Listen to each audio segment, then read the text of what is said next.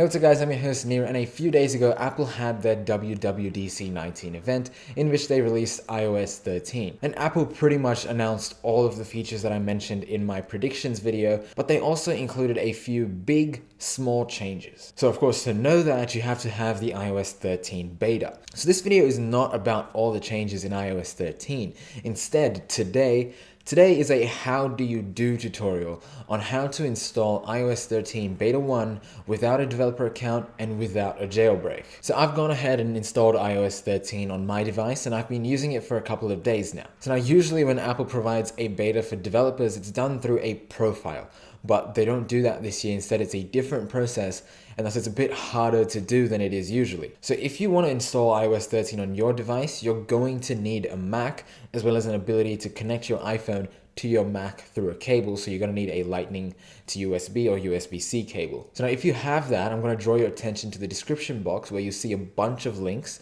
And the first one is going to be a link to Xcode 11 beta. So now you have to have that downloaded in order to be able to get iOS 13 beta. And now below that, you're going to see a list of all the iPhone devices that support this, beginning with the iPhone XS Max, going all the way down to the iPhone SE. So now you're going to have to download two of those files. The first is of course the Xcode beta, but you're also going to have to download the specific file for the phone that you have. So if you have an iPhone XS, you're going to pick XS, not XS Max, not iPhone 8, iPhone XS. If you have an iPhone SE, you're going to pick iPhone SE. So now these files are pretty big, with the Xcode beta being 7.6 gigabytes roughly, and the iPhone profiles are roughly 3 to 4 gigabytes. So you're looking at approximately 11 to 12 gigabytes worth of downloads. So either you need a really fast internet or a lot of time on your hands. So now while you're letting those things download, I have to draw you to the risks involved in trying to do this. So now the first risk, of course, is that you're downloading and installing files first onto your laptop with Xcode 11 and then onto your iPhone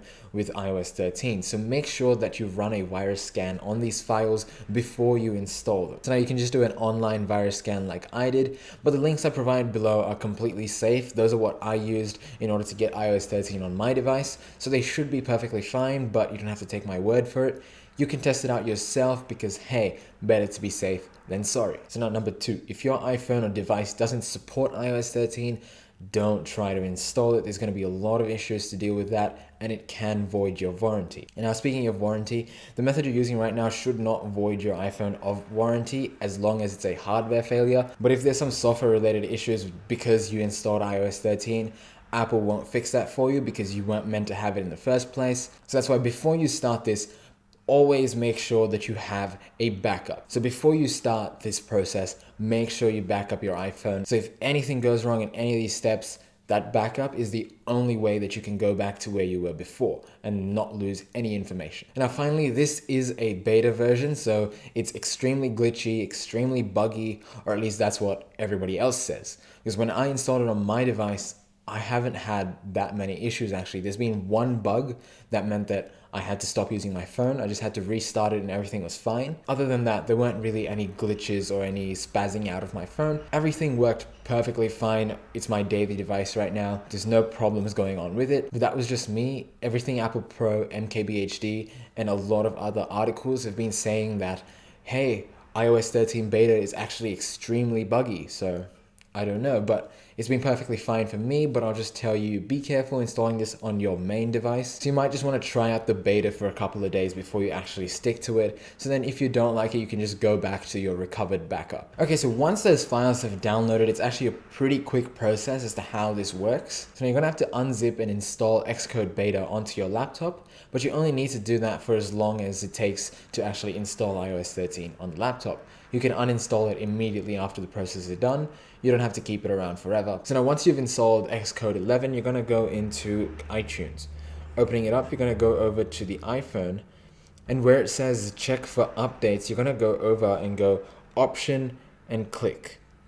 So this should bring up a little pop-up which should allow you to pick different files.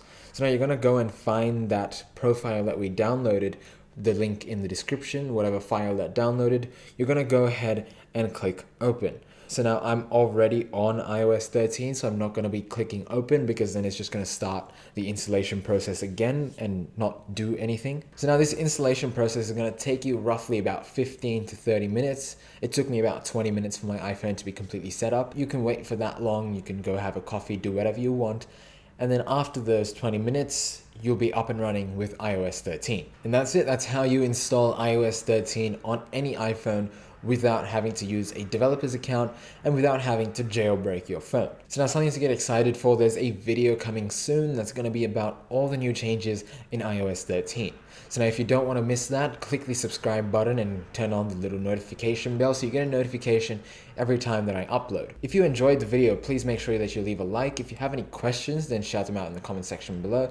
I'll be there answering questions and helping you through steps just in case you get stuck, even though there aren't that many steps, but I'll be there anyway. Anyway, hope you guys enjoyed, and as always, have a great, great life.